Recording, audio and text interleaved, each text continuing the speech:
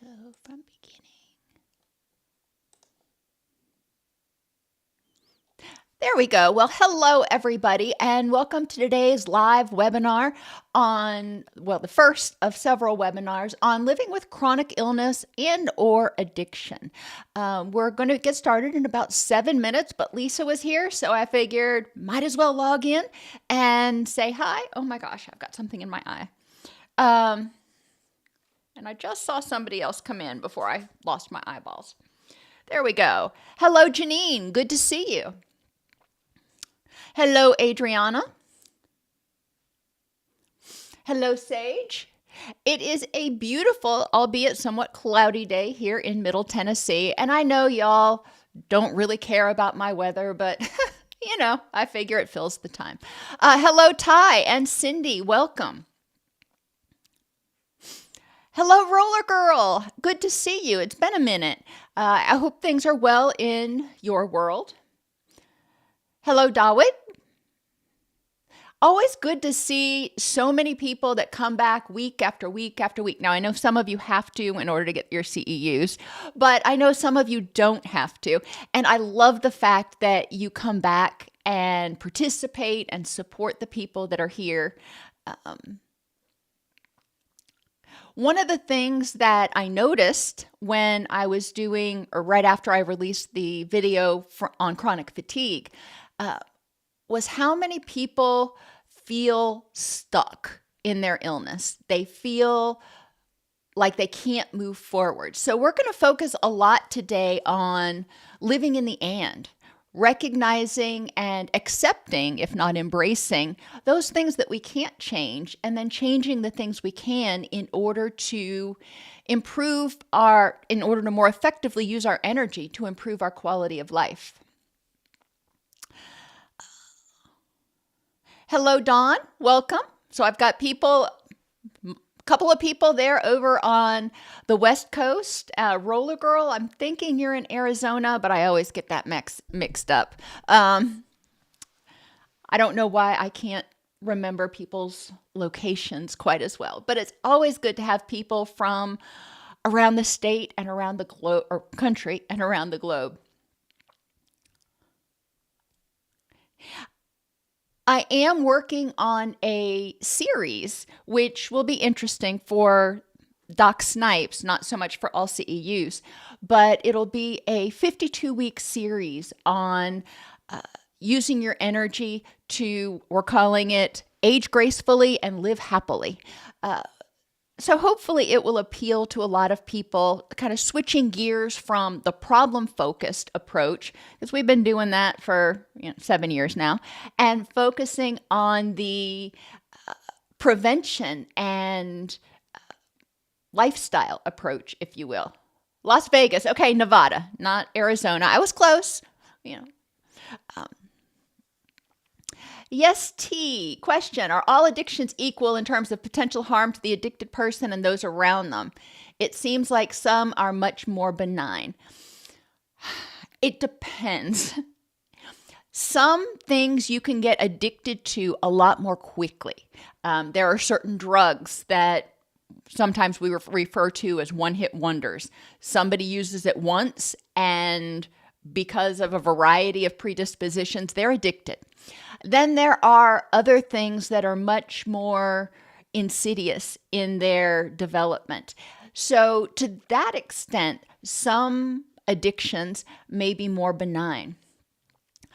When we talk about benign, I guess, one of the things we want to look at is not whether the addiction itself, what kind of harm the addiction itself is causing to the person necessarily, but the degree of impact. So, for example, and I'm not articulating this well, somebody who has an addiction to pornography. Some would argue that that's not even an addiction, but a lot of people would argue that addiction to pornography or cannabis is less harmful than an addiction to methamphetamine or crack cocaine. Well, it depends on how much the person is using. And because we know that ongoing use is going to stress the body, it's going to stress relationships, it's going to stress the mind, it's going to potentially cause problems at work and with financial stability. The intensity of the addiction itself is what we really want to look at and not get as hung up on what is the person addicted to. We recognize it's addiction, and we want to help them move toward their rich and meaningful life. But that is an excellent question, because a lot of people, clinicians included, will ignore or downplay the impact of behavioral addictions or certain chemical addictions like cannabis or alcohol that they see as being less harmful, quote unquote, than something like opioids or methamphetamine. And it's really not true. Alcohol can be extremely, extremely toxic to the body and have significant negative effects. So again, I would encourage clinicians to not get so hung up on this isn't such a bad addiction and this is a really bad addiction. When we're talking about what the person is addicted to, we want to look at the impact of the addicted behaviors on each aspect, on each piece of the person's life. Hello, Barbara. Hi, Paula. Teresa, always good to see you. Hello, Rigo. I think this may be your first time. If not, I apologize, but welcome. For those of you who are not taking this for continuing education, just be aware that during the presentation, which will be an hour, I generally don't respond to a lot of questions. Adriana is my moderator, and she will respond as much and as quickly as she can. After the presentation, I will stick around and answer questions if you have any. But I want to make sure the people that are taking this for ongoing professional development can get the information they need, go take their quiz, and get on with their next appointment, which probably starts at the top of the hour. Hello, Keith. That's a great way to look at it, Ty, taking life as continued education. That is something I try to do every day, maybe not in those words, but I try to learn something every day, some little factoid. And I've done that ever since my kids were little, and I encouraged them to do the same thing. And it helps keep us sharp. It helps keep us interested and intrigued in the world, in my opinion. Hello, Jim. Whoops. Alrighty, let's go ahead and get started so I can get you all out of here on time.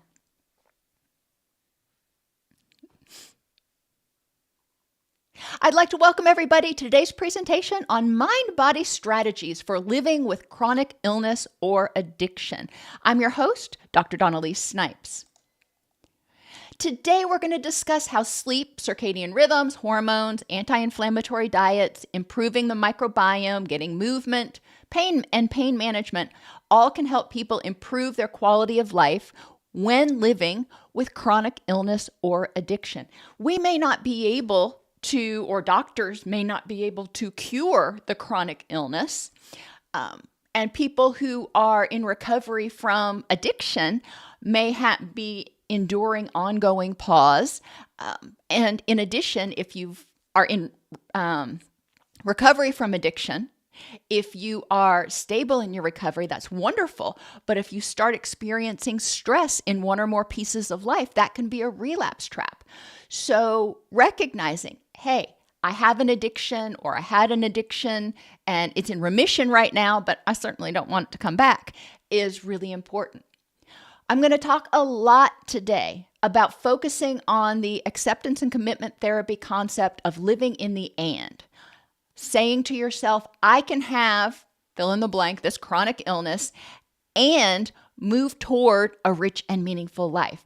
Just because I have a chronic illness doesn't mean I cannot do anything. Now, some things may have to be modified. True.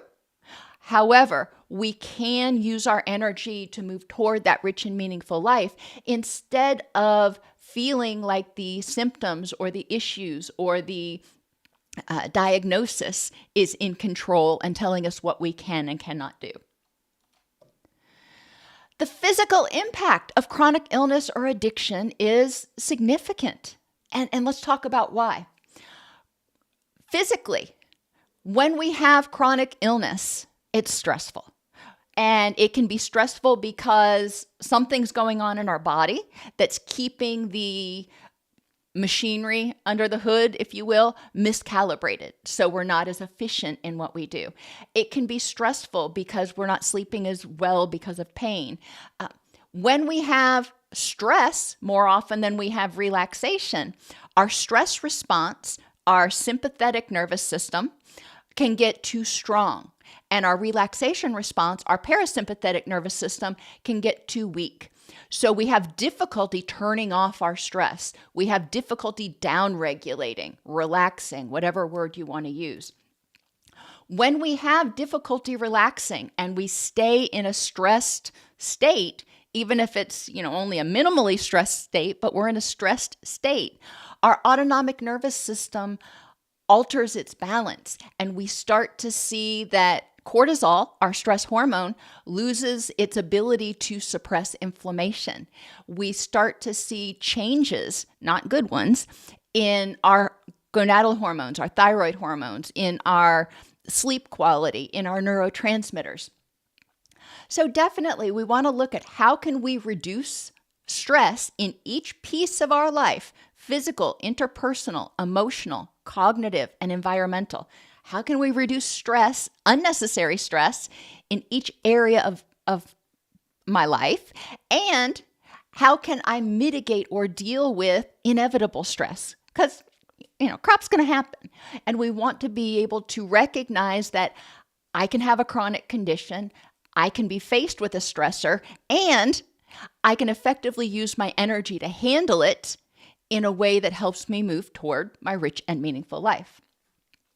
So ANS balance, our autonomic nervous system balance, is kind of the umbrella for most of this, because when our autonomic nervous system gets out of whack, everything gets out of whack.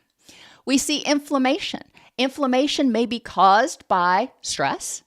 It may be caused by the disorder itself.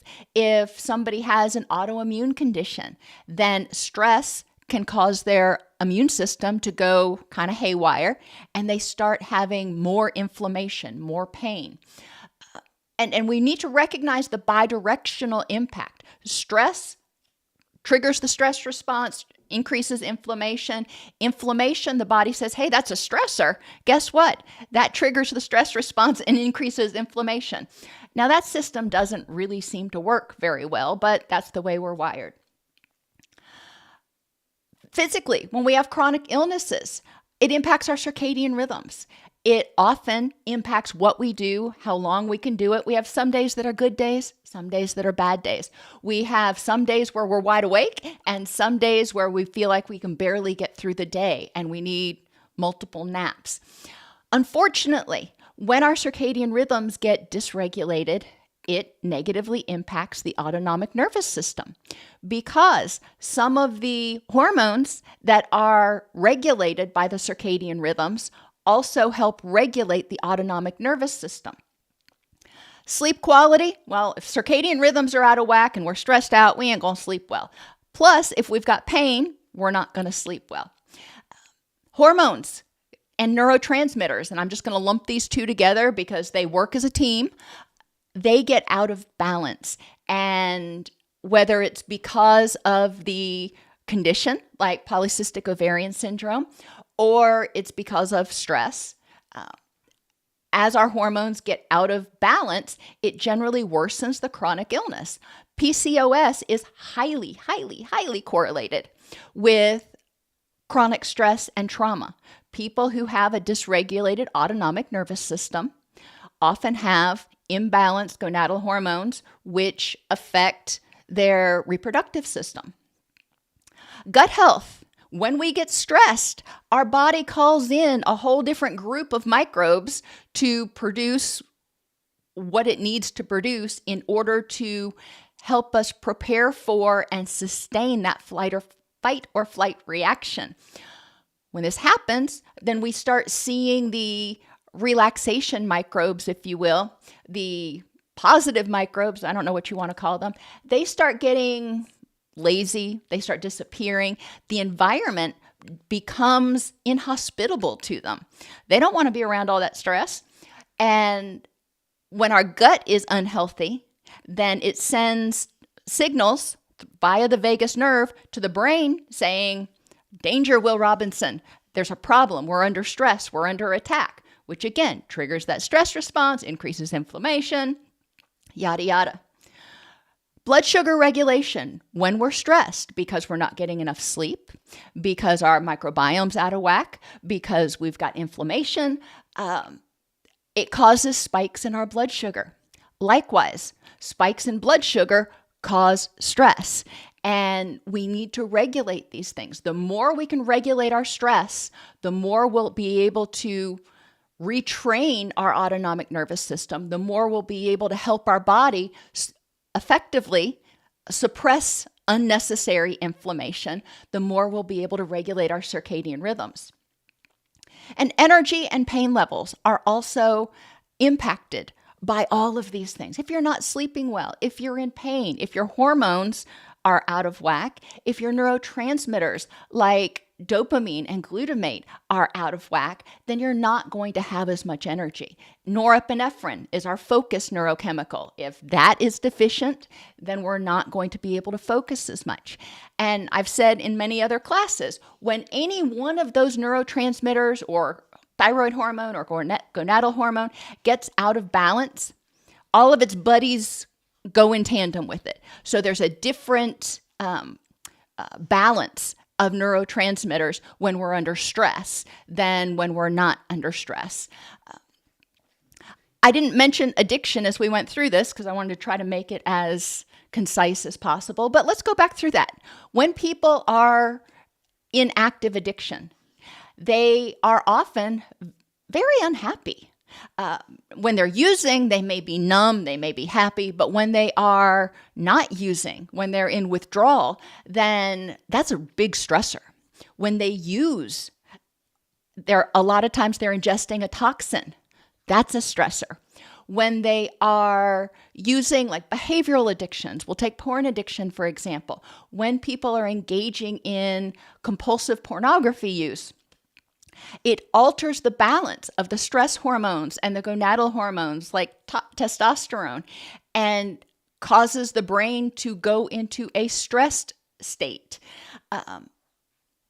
We need to recognize that addiction, both using and withdrawing, is stressful. So every time the person uses or withdraws, they're triggering that stress response, which, as I mentioned earlier, will lead to the body's inability to suppress inflammation. And because of especially substances, you may see increased inflammation in the gut, in various tissues. Circadian rhythms are often messed up because we go to sleep partly based on our circadian rhythms. Cortisol's highest in the morning, gets us out of bed. It's supposed to decrease throughout the day. If it doesn't decrease because we're stressed, then melatonin doesn't get secreted. And if melatonin doesn't get effectively secreted, we're not going to have good sleep. A lot of people, not all, but a lot of people with addictions don't prioritize sleep either.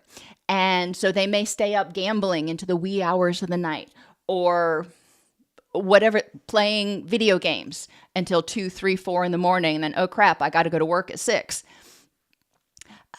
We see as a result of the stress on the body and the imbalance in the autonomic nervous system, people with addictions very often have imbalances in their gonadal hormones, testosterone, estrogen, progesterone, and to a certain extent, oxytocin.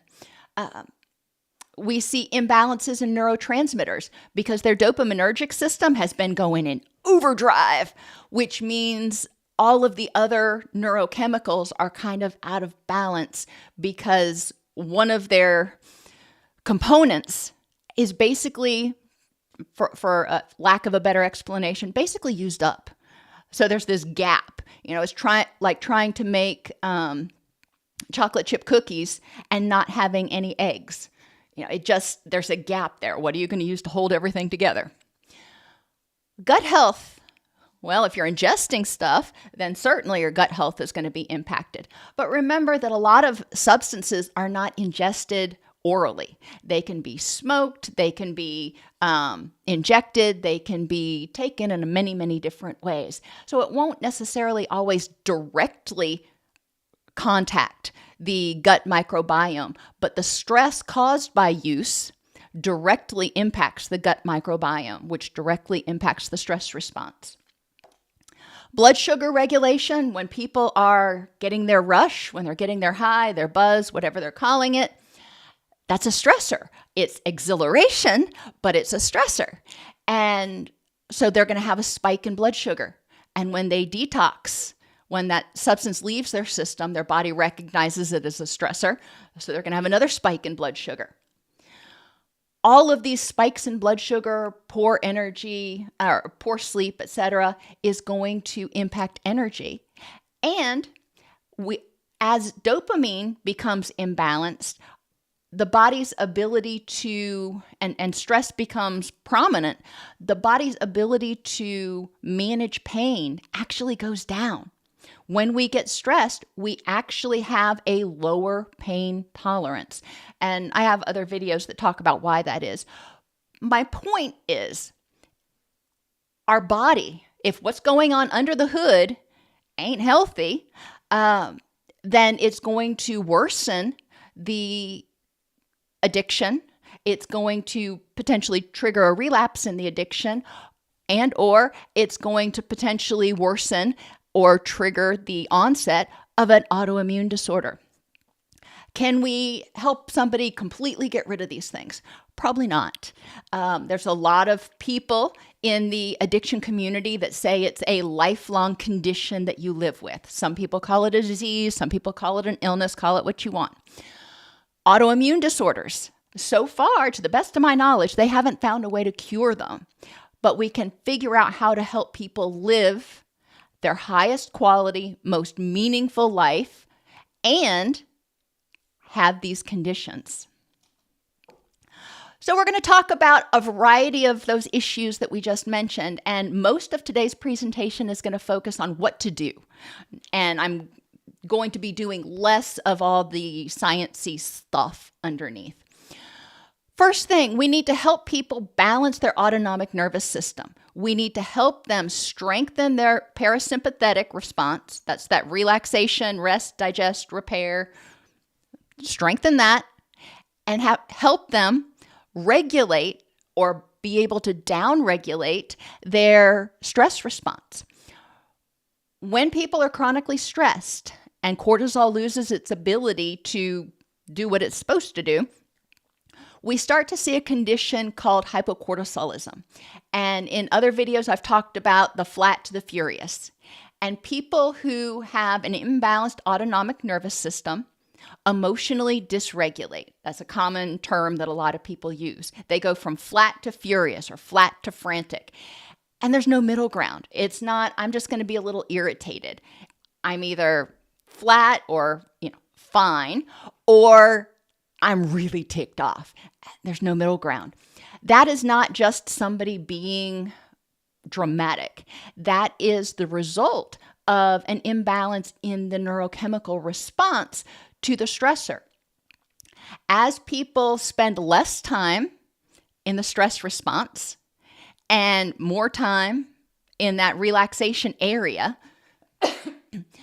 they will start to have a more balanced response to stressors, which is wonderful, but it doesn't happen overnight. It doesn't even happen in a month. We want to help them look for reductions in the frequency, intensity, and duration of their dysregulation. When you get fired up physically, what's going on? When your heart rate's beating rapidly, when you're breathing rapidly, you're sweating, all those physiological symptoms of stress. We want to see the intensity reducing. We want to see you staying in that state for less time. Your ability to manually override the stress response becomes paramount. And we want to see frequency, intensity, and duration. And we want to see it happening less often. Instead of 5 times a day, maybe get it down to 3 times a day. That's almost half. That's pretty darn good. We're not going to stop there, but encouraging people to focus on progress, not perfection. If they're still having episodes 5 times a day, but they are less intense and don't last as long, that's progress.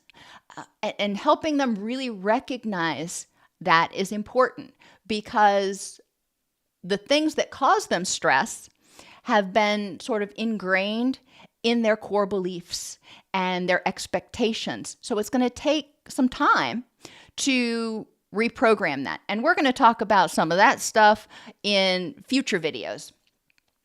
So we want to reduce the frequency, intensity, and duration of time spent in fight or flight by reducing unnecessary stressors and mitigating unavoidable ones in each piece of life. Have people write down I usually use 5 different pieces of paper or a spreadsheet with 5 columns: physical, interpersonal, emotional, cognitive, and environmental. And then under each one, what stressors do I have in this area? And it can be physically.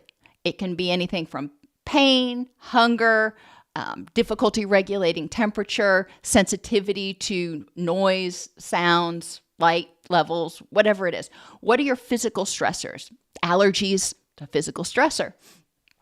What can you do about them? Which ones can be eliminated? Because, hey, if you have difficulty regulating your temperature, which I know I do, I have fans.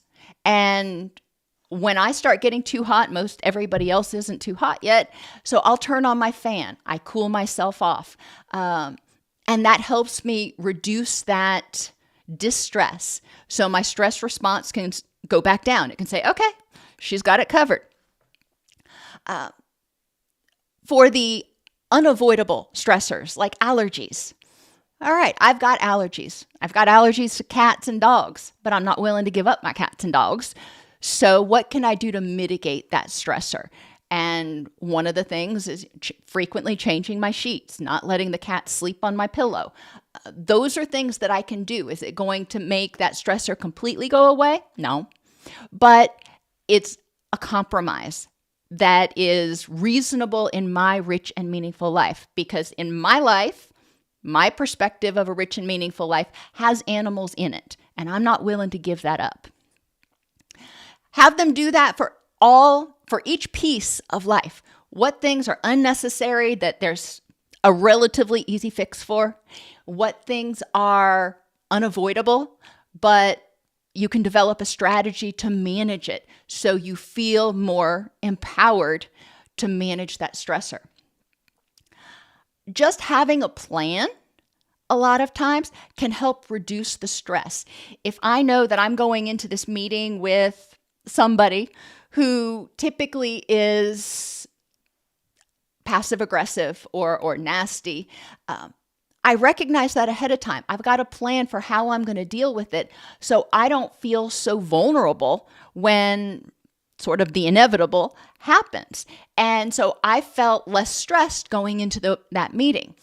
That's one way that people can feel empowered. And obviously, eliminating those unnecessary stressors means you're not spending energy getting stressed out about stuff that you didn't have to get stressed out about in the first place. All right, so enough on that one. Practice parasympathetic nervous system regulation exercises. That means strengthen your vagus nerve. High intensity interval training can work for some people. Not everybody want to do that, and not everybody is in the condition or has the energy or mobility to do that. That's fine, okay? We can look at biofeedback. Biofeedback, the easiest way to monitor it is to get a chest strap, Polar H10 chest strap. You can get it off Amazon.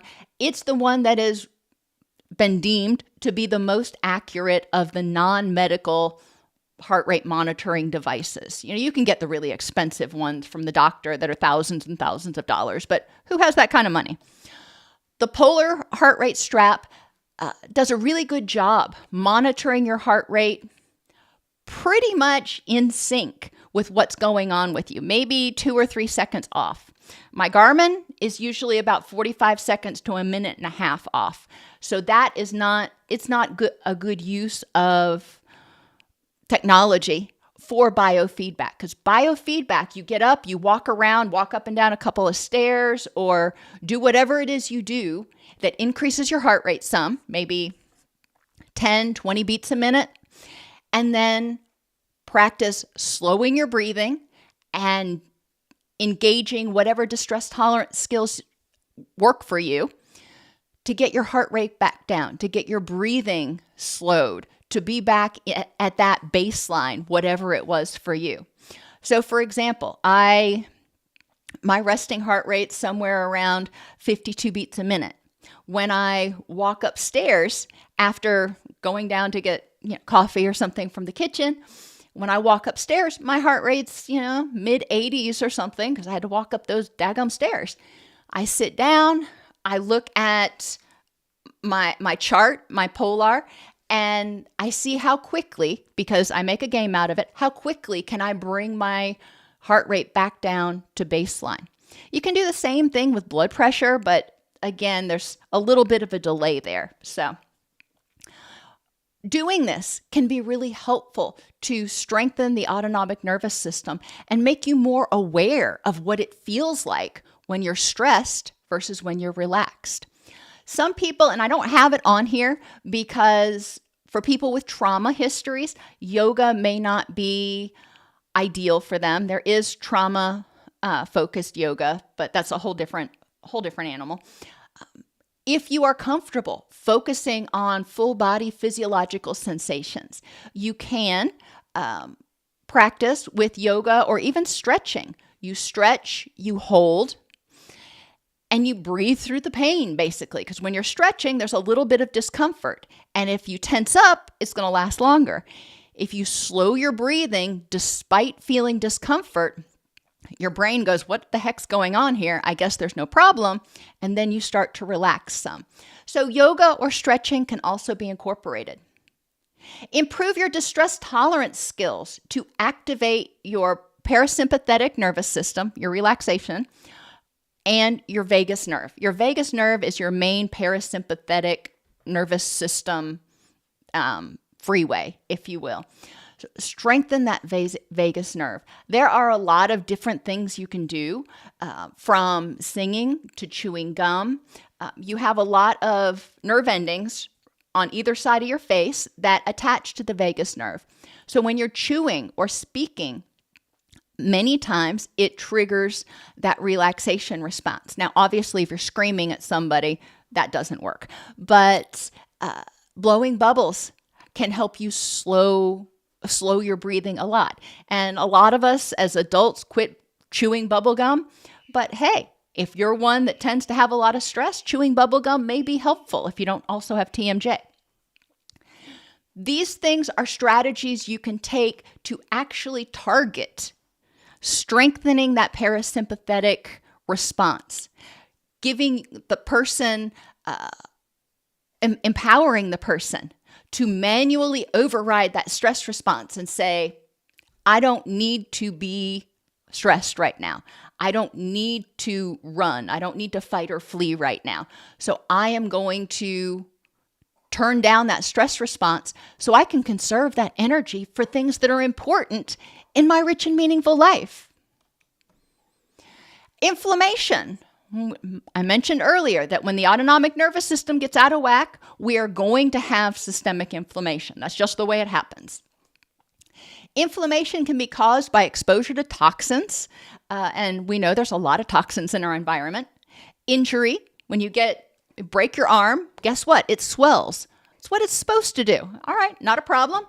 Bacteria or viruses. I just got over food poisoning a couple of weeks ago. Oh my gosh, that was wicked. And my guts felt like they were totally inflamed the whole time. And it was painful, obviously. But it can be caused by, exposure to those things. We can work on our hygiene, work on our food hygiene. We can reduce our exposure to toxins as much as we can. Obviously, being careful so we don't get bad injuries, that's helpful. Those are unnecessary stressors. And then just reducing that overall stress. Anything that's causing stress in any piece of your life. You can't eliminate all of it. I know I'm going to keep saying that because I'm going to have somebody in the comments go, well, I'd love to have your life where you're not stressed. Well, I'm stressed, but I choose what I use my energy to address. And I choose when I'm faced with a stressor, I ask myself, is this a good use of my energy to dwell on this, to address this, to whatever? Is this a good use of my energy to help me move toward my rich and meaningful life? If the answer is no, then I say, all right, what else can I do? Because I don't want to steal energy from the people, things, and experiences that are important to me to give to something that really doesn't matter. In order to reduce inflammation, reduce your exposure to toxins, airborne toxins like smoke and whatever else is in the air. Alcohol, it's a toxin. I'm sorry, it is a toxin. When you drink it, your body goes, oh, maybe we shouldn't have this in our system. Drugs, that can be prescribed drugs and illicit drugs. They are toxins. Now, sometimes you need to take them. I get it. But recognizing their impact on you. A lot of us, if we take NSAIDs like ibuprofen for more than a day or two, we start getting inflammation in our gut. Our gut starts feeling like it's on fire. And that's inflammation. Are there alternate things we can do besides taking that particular drug to address whatever's going on? And phthalates, and I know that's not how you pronounce it, but I can never pronounce it right. But those things in plastics, we want to avoid some of those endocrine disruptors that are out there. Use glass, use BPA-free plastics if you have to use plastics. Try to reduce your exposure to insecticides, pesticides, etc. Those are all great for reducing inflammation. Obviously, reduce your stress. When you're not chronically stressed, then your stress response starts working again. And cortisol starts working again. And when cortisol works, it is a powerful steroid. It is a powerful anti-inflammatory. Reduce body fat. And I know that's not a popular thing to tell people, but ultimately we know the more body adipose tissue you have over a certain level, we need some. The more adipose tissue you have over a certain level, the more estrogen that's expressed in your body. And this is true for people of all genders. Adipose tissue is the fancy way of saying fat tissue. Reducing body fat can help with inflammation if you've got excess adipose tissue. Eat colorfully. Antioxidants and terpenes. I'd always thought of terpenes as those things that you smell. And typically that's what we're talking about is terpenes are in essential oils. Terpenes are in certain herbs that you may ingest. And they're wonderful. But terpenes are also just chemicals that are in the foods that we eat. And terpenes have been found to have anti-inflammatory effects when they're ingested. Regulate your circadian rhythms. This means, well, I'll get there in a minute. When you regulate your circadian rhythms, it helps regulate your hormones.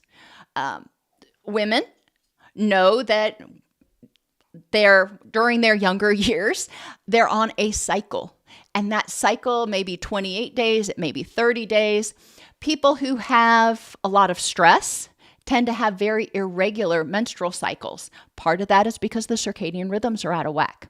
Circadian rhythms regulate our gonadal hormones, our sex hormones.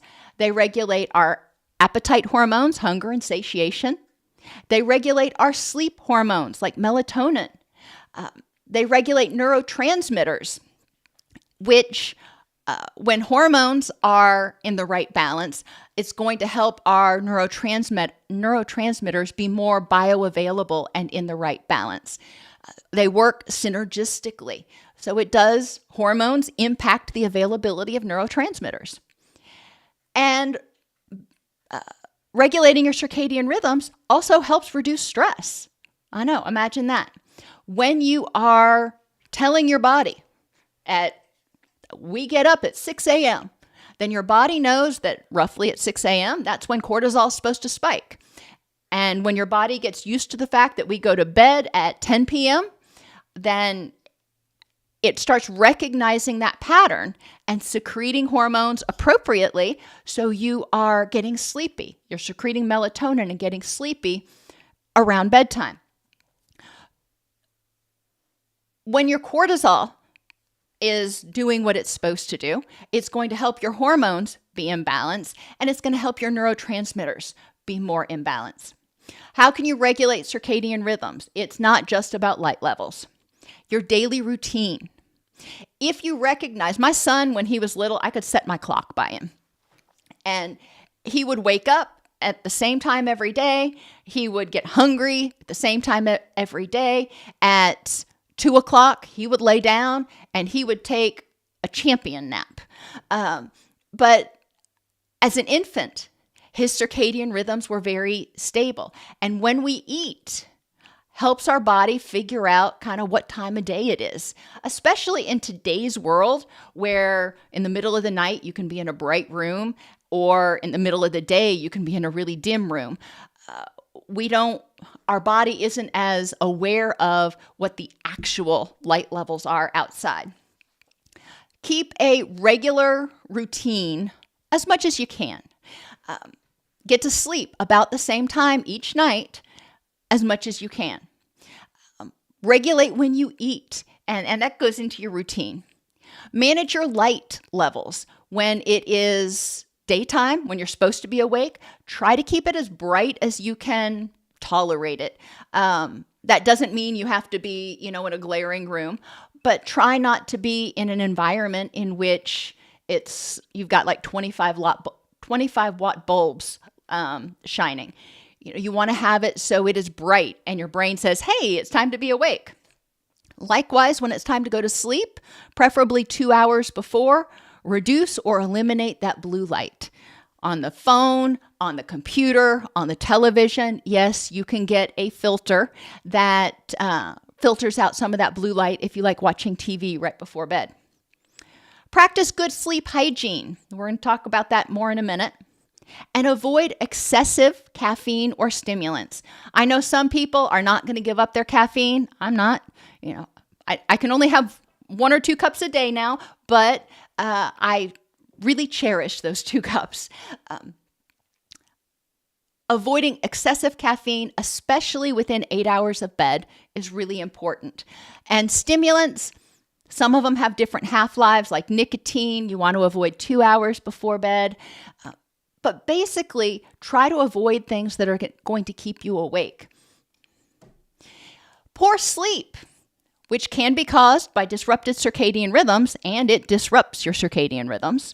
But poor sleep contributes to fatigue, irritability, brain fog, difficulty controlling negative thoughts, and yes, stress and inflammation. Because fatigue, irritability, brain fog, and negative thoughts are all stinking stressful. Sleep hygiene, as I mentioned earlier, have a routine, but have a wind down or a relaxation routine that you do at the end of your day. You come home, you get changed out of your work clothes, you eat dinner, you do something to relax, maybe you take a shower, then you go to bed. Try to be consistent in the times that you awaken and go to sleep. We sleep better when it's cool. 68 to 72 degrees is what they say. You want to use warm, dim lights 2 hours before bed, about 2500 Kelvin. That's almost like candle glow. And I say dim. When you're talking about incandescent lights, it would have been like a 25-watt light or a 25-watt equivalent if you're using LEDs. But really dim lights. It's enough to get around. You're not going to stub your toe because you can't see anything, but it's also enough that your brain's starting to say, oh, probably not the best time to read. You want to sleep in darkness, and that includes blocking out the full moon. Sleep in darkness as much as possible. If you feel comfortable wearing a night mask, great. Have no noise, so it's a quiet room, or use white or pink noise. I find white noise annoying because of it's balanced across all levels of the sound spectrum, and the high pitches really bug my ears. I've got tinnitus anyway. So I don't like white noise, but pink noise is more like waves crashing or leaves rustling. It tends to focus on some of the lower tones in the musical scale or whatever. But they found that pink noise actually helps a lot of people relax and sleep better. And they have shown that it also increases the release of human growth hormone. Who knew?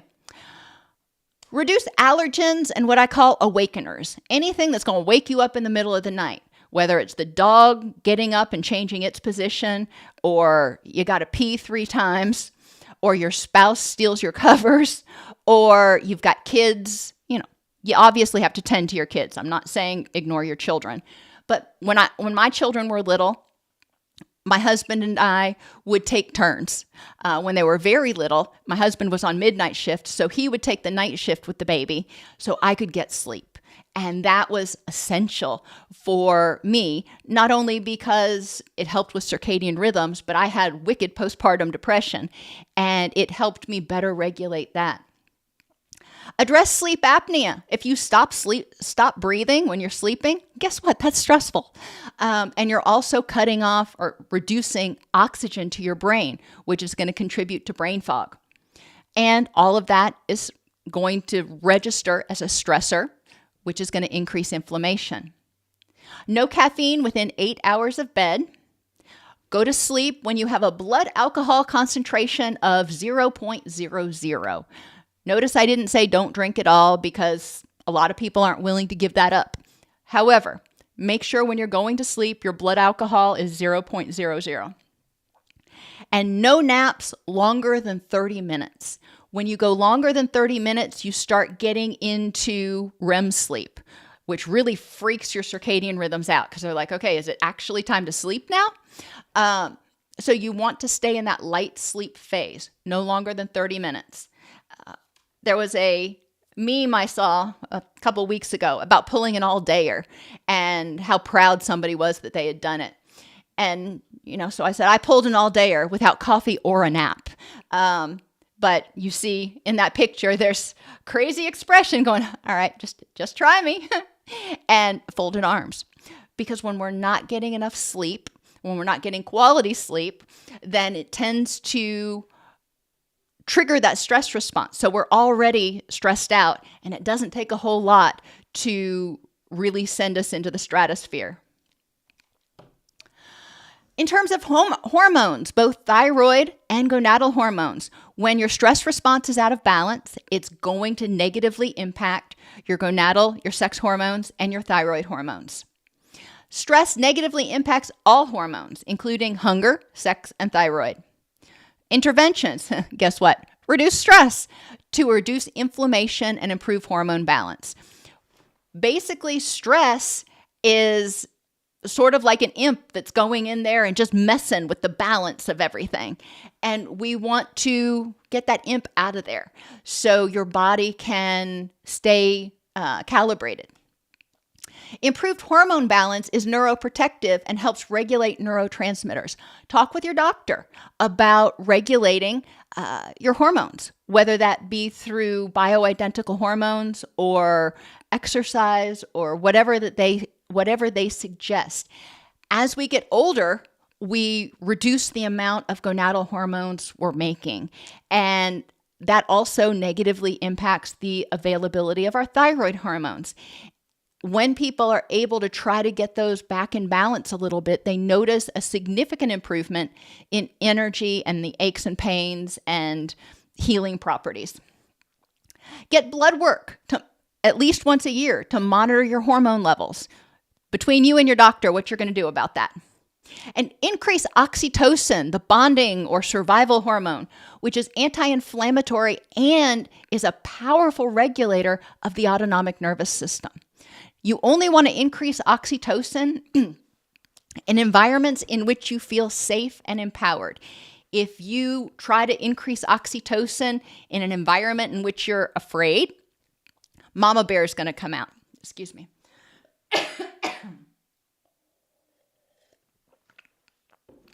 And when mama bear comes out, that's a stress response. You're gonna roar at whatever that stressor is.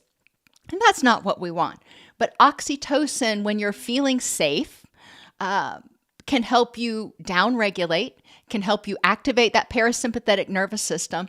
It helps reduce inflammation. And through its secretion, does actually help regulate the autonomic nervous system. Blood sugar regulation is another biggie. Insulin resistance is not just caused by eating. Yes, our blood sugar goes up when we eat, but our blood sugar goes up every time we're stressed. Most people, unfortunately, I think it's like 75-80% of people in the United States have some level of insulin resistance, even if they're not overweight, because of our chronic stress. When people develop insulin resistance, it increases systemic inflammation. It's what happens. We need to reduce our insulin resistance. We need to reduce the frequency that we have those blood sugar spikes. How do we do that? Intermittent fasting is one. Now, 12 eating window of 12 hours and a no eating window of 12 hours, that's fine. That's a lot for a lot of people. Some people find a off window of 14 to 16 hours with a much shorter eating window more helpful. Whatever you start doing, your circadian rhythms are going to adapt. It takes a minute, and don't do it too quickly. Don't decide, hey, I'm going to try that, and I'm going to try for 16 hours without eating. You're going to be hangry, and that increases stress. What I do is I eat my last meal at a certain time during the afternoon. And then I know by the time I get up the next morning, it'll have been 12 hours since I ate. And so I've got the minimum in. And that helps me because I like to eat breakfast first thing in the morning. Keep consistent meal times. That helps your brain know when it's supposed to be getting food and secreting blood sugar. Focus on distress tolerance and down regulation to reduce cortisol-related sugar spikes. Each time you get stressed, your body is dumping, think about it as dumping like a bag of M&Ms. You don't need all that sugar in your body. Decide, is this something I really need in my body? And start desensitizing yourself to stressors. So things that used to bother you, you can look at now and go, you know what? Not worth my energy. Before I had children, I used to be much more obsessive about having flat surfaces completely clean. We had a word for it. It was flat surface-itis. Swelling of the flat surfaces made me a little bit stressed.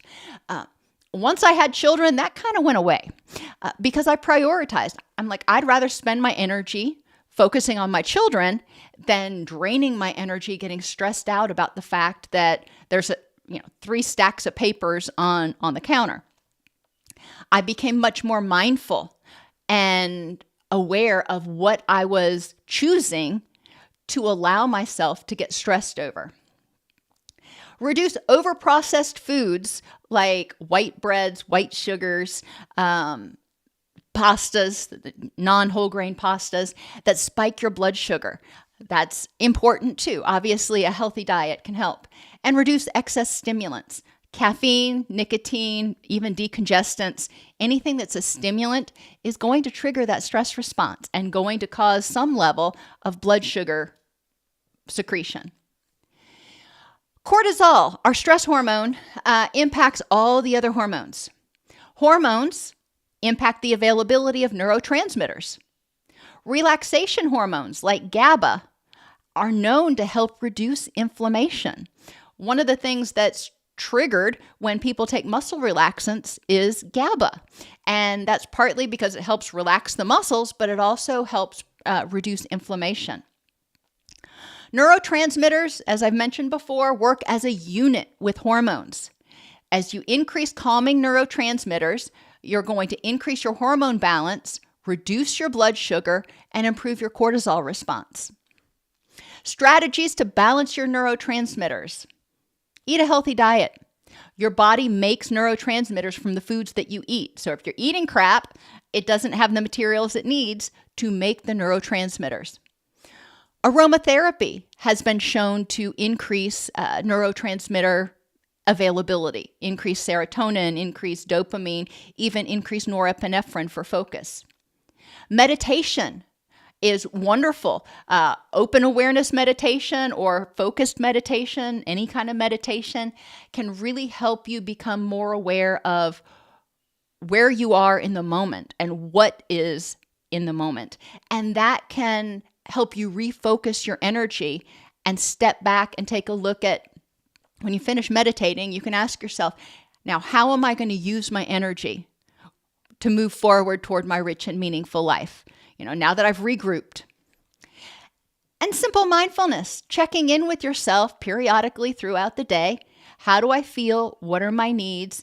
What is the best use of my energy right now to move toward my rich and meaningful life? Gut health, dysbiosis, or an imbalance in the gut microbes, makes it difficult for the gut to break down food in order to make neurotransmitters and hormones. We all know when we've had food poisoning or something, and sometimes food comes out like whole, and you're going, what was the point of eating that? But anyway, sorry for the graphic imagery. But it's important to understand that when our gut is out of balance, no matter how well we eat, no matter how nutritious the food, if our gut can't effectively use it, then we might as well not have eaten it at all. Dysbiosis, an imbalance in the gut, causes the vagus nerve to send stress signals to the brain, which triggers the stress response, inflammation, cortisol, etc. This leads to increased inflammation, which can cause leaky gut. As our inflammation goes up, our hormones become more imbalanced, and the mucus lining on the gut actually becomes thinner, and the junction between the cells of the gut become looser, so toxins can seep into our system, including our brain, and we start seeing increased systemic inflammation and neuroinflammation. How do we improve our gut health? Well, probiotics like yogurts can be very helpful. Prebiotics, these are generally fibers that when you eat them, go down and they feed the bacteria in the gut. Inulin is a prebiotic that's very common. You can find it in chicory and a few other things. Stress management. Well, if you're stressed, you have a whole different environment in your gut than when you're relaxed. And that environment is not hospitable to the good bacteria. So we need to manage stress. Ideally, no alcohol or minimal alcohol. Avoid antibiotics when at all possible. Antibiotics are not discerning. They don't see, oh, there's this streptococcus. I need to go reduce the amount of streptococcus in the gut. No, they're gram-positive or gram-negative or just broad spectrum. So they kill half or all of the bacteria in your gut. And you basically have to start over again. They've shown in studies that people, after they take antibiotics, 6 months later, their microbiome is still not the same. And eat an anti-inflammatory diet. These diets are rich in fruits, vegetables, colorful foods, terpenes, that are all wonderful. Additionally, fruits and vegetables have those soluble fibers that act as prebiotics and can feed the gut microbiome. In terms of managing energy, helping people recognize that addiction withdrawal, pain, inflammation from anything can lead to neurotransmitter imbalances, activation of the sympathetic nervous system. It will likely impair sleep, because how many of us sleep well when we're in pain and have inflammation? And it just drains your energy. Even if you were sleeping well, it takes a lot of energy. It feels like you are walking into a gale force wind because your body's using so much energy trying to rebalance itself. Lack of energy causes lack of movement for most of us and circadian rhythm disruptions because you get out of your routine. You're not up and cleaning the house or going to work or working in the garden. You're sitting on the couch watching Netflix. And the body's like, okay, we usually do that 2 hours before bed, but you're not moving. So are we supposed to be awake or asleep or what's going on? We need to have movement to as much as possible to try to avoid circadian rhythm disruptions. Now, if you are bedbound, that's fine. That means wake up and do something. Sit up, laying flat on your bed 24 hours a day, 7 days a week. It's exhausting. I was on bed rest with my daughter. I know what I'm talking about. So it is exhausting because your circadian rhythms just go, you're in bed. Aren't we supposed to be sleeping? But like I said, if you are bedbound for some reason, increase the light levels and sit up as much as you can and engage in routines that you can engage in while still being bedbound. Lack of energy causes depression. Well, when we're fatigued, we can feel very hopeless. It's like, I'm never going to feel like I can get through the day. It can cause guilt because we feel like we should be doing things that we're not doing. And it can cause anxiety because we're afraid people are going to reject us or be angry with us, or maybe we're afraid that it's never going to get any better. And all of that is draining. Guilt is anger itself. Anxiety is, worry, anxiety. Both of those are, extreme energy sucks. And we don't want to dwell on guilt and anxiety. When we have that feeling, we acknowledge it and say, okay, I'm feeling guilty. I'm having this feeling that I'm guilty about something. What am I going to do with that? Interventions for energy, gradual reconditioning.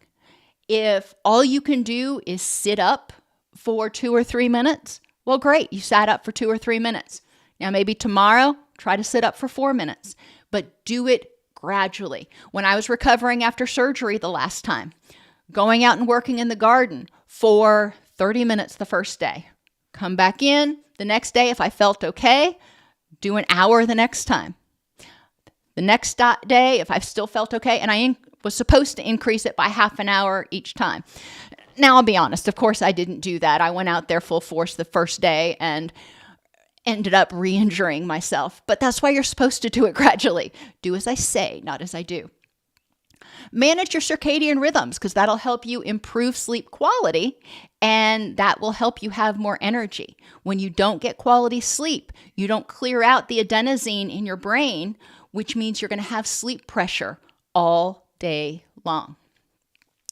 And be mindful of your energy expenditure and choose to use your energy, your physical energy, your emotional energy, your mental energy. Choose to use your energy to move toward things in those areas of your life that are important. Pain levels, none of us likes to be in pain, and it's frustrating. When we're frustrated, that's a stressor. We're increasing stress, increasing inflammation, throwing everything out of whack. Addiction withdrawal can be painful due to changes in the availability of endorphins, our internal opioids, and muscle tension. Chronic illness can increase pain due to the illness itself and possibly muscle tension. When my back is acting up, I will guard, so I end up with muscle tension, aches and pains in these weird places.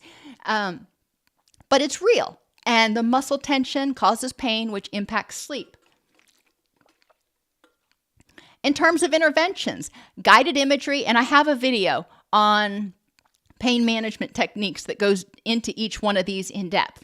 Guided imagery, using an altered focus. If I've got pain in my back, then I'm going to put my hand on something like my little kitty here who's nice and warm, and I'm going to focus on what that feels like. So I'm not thinking about my back. I'm thinking about my kitty. Massage, ice, heat, just acceptance and living in the and. I can have pain in my back, or I can have this going on and do something to use my energy to move toward my rich and meaningful life. Sitting here being angry over the fact that I've got pain is using that energy that I could be using toward something important. And practice good ergonomics. When we don't sit well, when we don't sleep well, sleep in good ergonomic positions, we have pain. You have stiff necks, you have, things feel out of whack.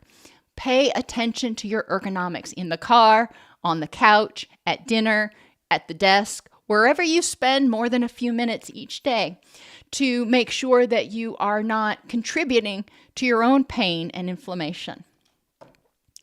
Addiction and chronic illnesses both cause stress and inflammation and can be caused by stress and inflammation.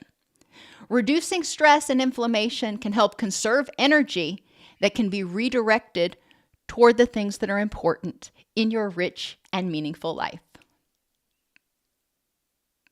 Are there any questions?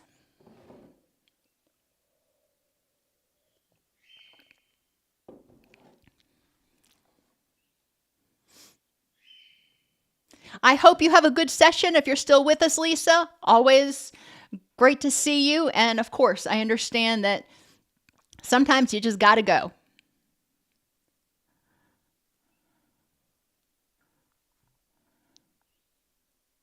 That's funny, Ross. Left, right, left. That's right. One foot in front of the other. And sometimes that's all we can do.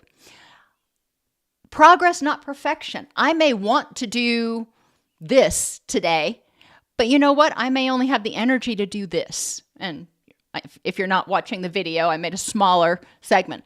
That's okay. Baby steps, because every little baby step is going to move us closer to our rich and meaningful life.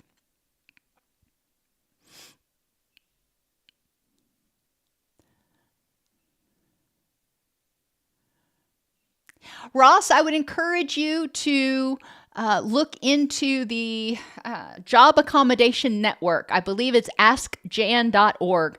And it has a variety of suggestions that employers can consider when you have a disability, and they're for reasonable accommodations. Based on whatever your diagnosis is, you might be able to go into Ask Jan and find some reasonable accommodations and demand or strongly encourage them to consider letting you access them, because we are required to make reasonable accommodations.